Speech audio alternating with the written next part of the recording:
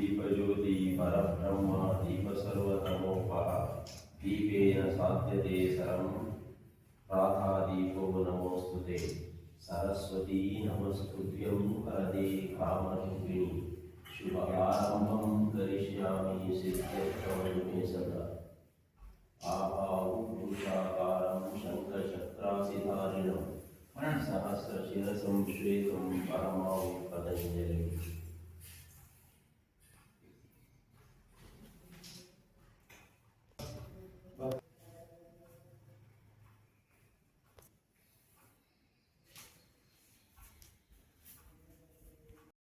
ಪತಂಜಲಿಯ ವಿಗ್ರಹದ ಎದುರುಗಡೆ ದೀಪ ಪ್ರಜ್ವಲಿಸುವುದರ ಮೂಲಕ ಇದನ್ನು ಪ್ರಾರಂಭ ಮಾಡಿದ್ವಿ. ದೀಪ ಪ್ರಜ್ವಲಿಸಲಿಕ್ಕೆ ನಮ್ಮ ಜೊತೆಗೆ ಶ್ರೀಯುತ ಪ್ರೇಮಾನಂದ ಶೆಟ್ಟಿಯವರು ಇದ್ದಾರೆ.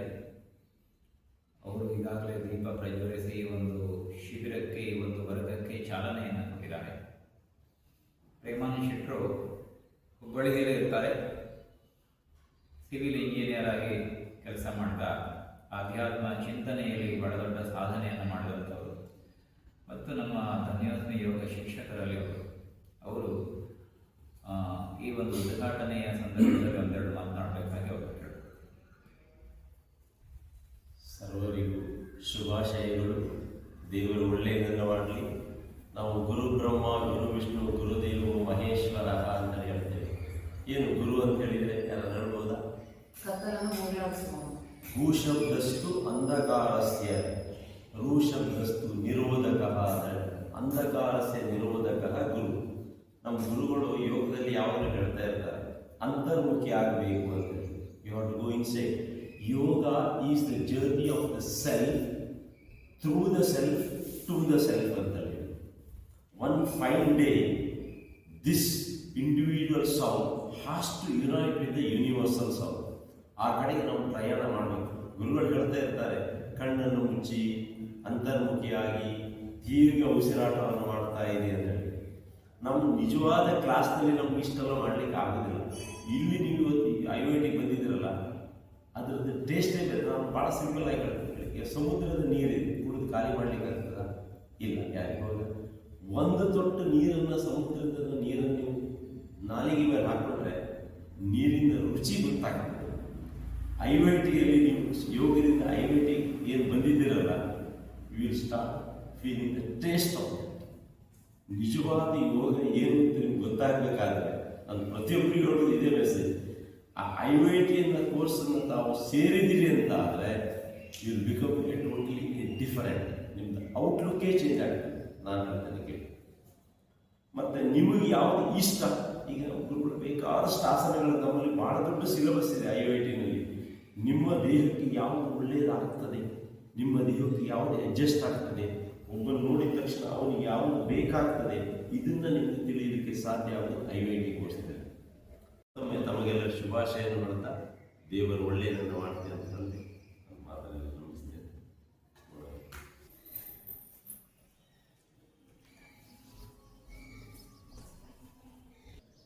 ಸಣ್ಣ ಒಂದು ಜರ್ನಿ ಮಾಡ್ತೀವಿ, ಸ್ಮಾಲ್ ಜರ್ನಿ, ಒಂದು ಯೋಗದ ಪಯಣ. ಅದಕ್ಕೆ IIT ಅಂದರೆ ಇಂಟರ್ನ್ಯಾಷನಲ್ ಯೋಗ ಟೀಚರ್, ಇದರ ಒಂದು ಕೋರ್ಸ್. ಇಂಟರ್ನ್ಯಾಷನಲ್ ಯೋಗ ಆರ್ಗನೈಸೇಷನ್ ಅಂತ ಒಂದು ಸಂಸ್ಥೆ ಇದೆ. ಅದು ಆಯುಷ್ ಮಂತ್ರಾಲಯ ಅಂತ, ನಮಗೆಲ್ಲರೂ ಗೌರ್ಮೆಂಟ್ ಆಫ್ ಇಂಡಿಯಾದ ಆರೋಗ್ಯ ಇಲಾಖೆ. ಆರೋಗ್ಯ ಇಲಾಖೆ ಆಯುಷ್ ಮಂತ್ರಾಲಯದಿಂದ ರಿಲೇಟೆಡ್ ಆಗಿರುವಂಥ ಇಂಟರ್ನ್ಯಾಷನಲ್ ಯೋಗ ಆರ್ಗನೈಸೇಷನ್, ಅದರ ಅಡಿಯಲ್ಲಿ ನಮ್ಮ ಧನ್ಯೋಸ್ಮಿ ರಿಜಿಸ್ಟರ್ಡ್ ಆಗಿದೆ. ಹಾಗಾಗಿ ಸರ್ಟಿಫಿಕೇಟು ಕೊಡುವವರೆಲ್ಲ ಅವರು. ನಾವು ಶಿಕ್ಷಣ ಅಷ್ಟೇ ಕೊಡ್ತೀವಿ. ಎಲ್ಲಿ ಶಿಕ್ಷಣ ತಗೊಂಡಿದ್ವಿ ಅಂತ ಗೊತ್ತಾಗಬೇಕಾದ್ರೆ ಆ ಸರ್ಟಿಫಿಕೇಟಲ್ಲಿ ಒಂದು ಧನ್ಯೋಸ್ಮಿ ಸಿಂಬಾಲ್ ಇರುತ್ತೆ. ಅವಾಗ ನಿಮ್ಗೆ ಗೊತ್ತಾಗುತ್ತೆ ಧನ್ಯೋಸ್ಮಿಯಲ್ಲಿ ನಾವು ಇದನ್ನು ತಗೊಂಡಿದ್ವಿ ಅಂತ. ಸೊ ಕಲಿಯುವುದು ಸಾಕಷ್ಟಿದೆ. ಹಾಗೆ ಕಲಿತಾ ಹೋಗ್ಬೇಕು. ನಮ್ಗೆ ಯಾವುದೇ ಸರ್ಟಿಫಿಕೇಟ್ ಸಿಕ್ಕಿದ್ರು ಕೂಡ ಎಕ್ಸ್ಪೀರಿಯನ್ಸೇ ದೊಡ್ಡ ಸರ್ಟಿಫಿಕೇಟ್, ಅದರ ಮುಂದೆ ಯಾವುದೇ ಇಲ್ಲ ಅಲ್ವಾ? ಎಷ್ಟೋ ಕಲಿತರೂ ಕೂಡ ಅನುಭವ ಒಳಗೊಂಡು ಸರ್ಟಿಫಿಕೇಟ್ ಇಲ್ಲದೆ ಶಿಕ್ಷಕರಾಗಬಹುದು, ಅನುಭವ ಇರಬೇಕಾಗುತ್ತೆ. ಈಗಿನ ಒಂದು ವಾತಾವರಣದಲ್ಲಿ ಎಲ್ಲ ಕೇಳ್ತಾರೆ. ಮೊದಲು ನಮಗೆಲ್ಲ ಸರ್ಟಿಫಿಕೇಟ್ ಏನಿತ್ತು ಶುರು ಸರ್ಟಿಫಿಕೇಟ್ ಇಲ್ಲದೆ ನಾವು ಶುರು ಮಾಡಿದ್ವಿ. ಒಬ್ರು ಕೇಳಿದ್ರು, ಒಬ್ರು ವಕೀಲರು, ನಾನು ಸರ್ಟಿಫಿಕೇಟ್ ಎಲ್ಲಿದೆ, ನಿಮ್ಗೆ ಯಾವ ಕೋರ್ಸ್ ಆಗಿದೆ, ಸರ್ಟಿಫಿಕೇಟ್ ಇಲ್ಲ, ಮತ್ತೆ ಹೆಂಗೆ ಹೇಳ್ಕೊಳ್ತೀರಾ? ಈ ತರ ಹೊರಗಡೆ ವಾತಾವರಣ ಇದೆ. ಒಂದ್ಸರಿ ವಿ.ಕೆ. ಅಯ್ಯಂಗಾರ್ ಅವರು 91ನೇ ವರ್ಷದ ಹುಟ್ಟುಹಬ್ಬಕ್ಕೆ ಬೆಂಗಳೂರಿಗೆ ಬಂದಿದ್ದರು. ಆ ಕಾರ್ಯಕ್ರಮದಲ್ಲಿ ನಾನು ಇದ್ದೆ. ಆ ಕಾರ್ಯಕ್ರಮದ ಮೊದಲನೇ ಸನ್ಮಾನ ಮಾಡಲಿಕ್ಕೆ ಹುಬ್ಬಳ್ಳಿಯಿಂದ ಹೋದಂತ ನನಗೆ ಅವಕಾಶ ಮಾಡಿಕೊಟ್ಟೆ. ಅದಾದ್ಮೇಲೆ ಅವರು ಮಾತಾಡಿರೋದು ಅಲ್ಲಿ ಹೇಳಿರೋದೇನಂದ್ರೆ, ನನ್ನ ಸರ್ಟಿಫಿಕೇಟ್ಗೆ ವಿ.ಕೆ. ಅಯ್ಯಂಗಾರ್ ಅವರ ಸರ್ಟಿಫಿಕೇಟ್ಗೆ ಇವತ್ತು ಜಗತ್ತಿನ ಜನ ಕ್ಯೂನಲ್ಲಿ ನಿಂತಿದ್ದಾರೆ. ನನಗೆ ಏನು ಸರ್ಟಿಫಿಕೇಟ್ ಕೊಟ್ಟಿದ್ದಾರೆ? ನನಗೆಲ್ಲಿದೆ ಸರ್ಟಿಫಿಕೇಟ್? ಅವರಿಗೆ ಯೋಗದೇ ಒಂದು ಸರ್ಟಿಫಿಕೇಟ್. ಏಕೆಂದರೆ ವಿ.ಕೆ. ಅಯ್ಯಂಗಾರ್ ಅವರು ಯೋಗದ ಸಂವಿಧಾನ. ಯಾವುದೇ ಕ್ಲಾರಿಫಿಕೇಶನ್ ಬೇಕಾದ್ರೆ, ಡೌಟ್ಗಳು ಕ್ಲಿಯರ್ ಆಗಬೇಕಾದ್ರೆ ನೀವು ಯೋಗ ದೀಪಿಕಾ ಲೈಟ್ ಆನ್ ಯೋಗ ನೋಡಬೇಕು, ಲೈಟ್ ಆನ್ ಪ್ರಾಣಾಯಾಮ. ಇವತ್ತು ಯಾರ್ಯಾರು ಇವತ್ತು ಇಡೀ ಜಗತ್ತಿನಲ್ಲಿ ಬೇರೆ ಬೇರೆ ಯೋಗದ ಒಂದು ಹೆಸರಿಟ್ಕೊಂಡು ಯೋಗ ಮಾಡ್ತಾ ಇದ್ದಾರೆ, ಪವರ್ ಯೋಗ, ಹಾಟ್ ಯೋಗ, ಈ ತರ ಬೇರೆ ಬೇರೆ ಬೇರೆ ಬೇರೆ ಯೋಗಗಳು, ಮೂಲ ಅಯ್ಯಂಗಾರ್ ಅವರ ಹೆಸರು ಬೇರೆ ಬೇರೆ. ಮೂಲ ಅವಾಗ ಯಾವುದೇ ಮೀಡಿಯಾ ಇಲ್ಲದೆ ಇರುವ ಸಂದರ್ಭದಲ್ಲಿ ಅಯ್ಯಂಗಾರ್ ಅವರು 45 ದೇಶಗಳಿಗೆ ಹೋಗಿ ಯೋಗ ಹೇಳ್ಕೊಟ್ರಲ್ಲ, ಅದೇನು ಪ್ರಚಾರ ಇಲ್ಲ. ಆದ್ರೆ 45 ದೇಶದಲ್ಲಿ ಯೋಗದ ಬೀಜವನ್ನು ಬಿತ್ತಿದ್ರು.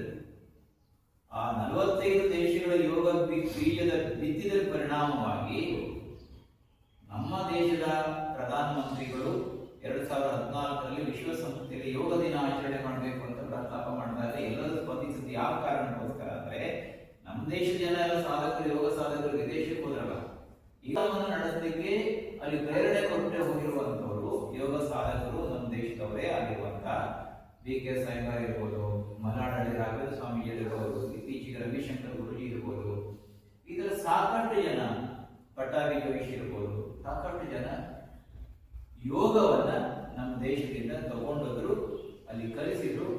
ಅದರ ಪರಿಣಾಮ ಇವತ್ತು ಆ ದೇಶದಲ್ಲಿ ಯೋಗದ ಬೀಜ ಬಿತ್ತಿದ ಪರಿಣಾಮವಾಗಿ ಇವತ್ತು ಸಣ್ಣ ಸಣ್ಣ ಗಿಡಗಳಾಗಿ, ಮರಗಳಾಗಿ, ಜರ್ಮನಿ ಇರ್ಬೋದು, ಚೀನಾ ಇರ್ಬೋದು, ಅನೇಕ ಇಂಡೋನೇಷ್ಯಾ ಇರ್ಬೋದು, ಆಸ್ಟ್ರೇಲಿಯಾ ಇರ್ಬೋದು, ಅಮೆರಿಕ ಇರ್ಬೋದು, ಎಲ್ಲಾ ದೇಶಗಳಲ್ಲಿ ಪ್ರತಿ ವರ್ಷ ಯೋಗ ಮಾಡುವ ಸಂಖ್ಯೆ ಜಾಸ್ತಿ ಆಗ್ತಾ ಇದೆ.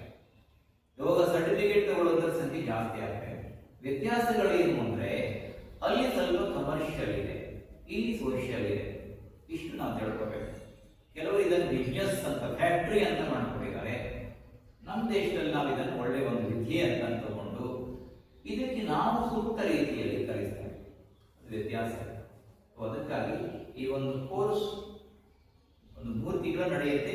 ಸ್ಯಾಟರ್ಡೇ ಮತ್ತು ಸಂಡೇ ನಡೆಯುತ್ತೆ. ಮಧ್ಯದಲ್ಲಿ ಯಾವ್ದಾದ್ರು ಹಬ್ಬಗಳು ಬಂದ್ರೆ, ಎಮರ್ಜೆನ್ಸಿ ಬಂದ್ರೆ ಒಂದು ದಿವಸ ಫ್ರೀ ಫೋನ್ ಆಗುತ್ತೆ ಅಥವಾ ಒಂದು ದಿವಸ ಪೋಸ್ಟ್ ಫೋನ್ ಆಗುತ್ತೆ. ಹಾಗಾಗಿ ನಾವು ಸಾಧ್ಯವಾದಷ್ಟು ಇಲ್ಲಿ ಮುಕ್ತ ಮನಸ್ಸಿನಿಂದ ಕಲಿತಾ ಹೋಗ್ಬೇಕು. ಕಲಿಯುವುದು ನಾನು ಅವಾಗ ಹೇಳಿದ ಸಾಕಷ್ಟಿದೆ. ನಾವು ಈಗಾಗಲೇ ಯೋಗ ಕ್ಲಾಸಿಗೆ ಹೋಗಿ ಕಲಿತದ್ದು ಬೇರೆ, ಈಗ ಕಲಿಯುವುದು ಬೇರೆ. ಒಂದು ಜವಾಬ್ದಾರಿ ಅರಿವು ಬರ್ತಾ ಹೋಗ್ತದೆ. ಮತ್ತು ಹೆಚ್ಚು ತಿಳಿಸ್ಕೊಳ್ತಾ ಇನ್ನೊಬ್ಬರಿಗೆ ತಿಳಿಸುವಷ್ಟರ ಮಟ್ಟಿಗೆ ಕ್ಷಮತೆಯನ್ನು ಕಾಣ್ತೀವಿ.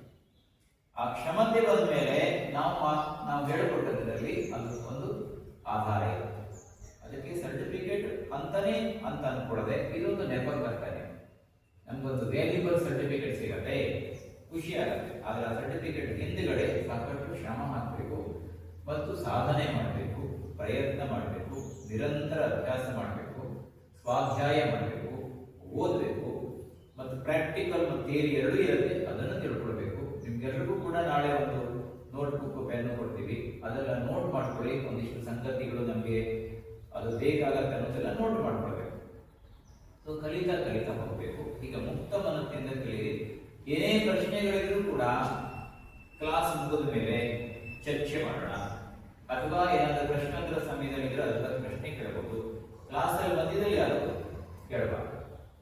ಸೊ ಆನ್ಲೈನ್ ಕ್ಲಾಸ್ನಲ್ಲಿ ಈಗಾಗಲೇ ಒಂದು 7-8 ಜನ ಇದ್ದಾರೆ, ಉಡುಪಿಯಿಂದ ಬೇರೆ ಬೇರೆ ಕಡೆ ಇದ್ದಾರೆ. ಸೊ ಅದಕ್ಕೆ ಅವರಿಗೂ ಕೂಡ ಆನ್ಲೈನ್ ಕ್ಲಾಸ್ನಲ್ಲಿ ನಾವು ಸರಿಯಾದ ಸಮಯಕ್ಕೆ, ಇವತ್ತು ಸ್ವಲ್ಪ ತಡ ಆಯಿತು, ನಾಳೆ ಸರಿಯಾದ ಸಮಯಕ್ಕೆ ಶುರು ಆಗುತ್ತೆ. ಲಿಂಕ್ ಅನ್ನ ನಿಮ್ಗೆ ಈಗಾಗಲೇ ಕೊಟ್ಟಿದ್ದೀವಿ, ಮತ್ತೆ ಲಿಂಕ್ ಚೇಂಜ್ ಆದರೆ ಅದನ್ನ ತಿಳಿಸ್ತಾ ಇರುತ್ತೆ.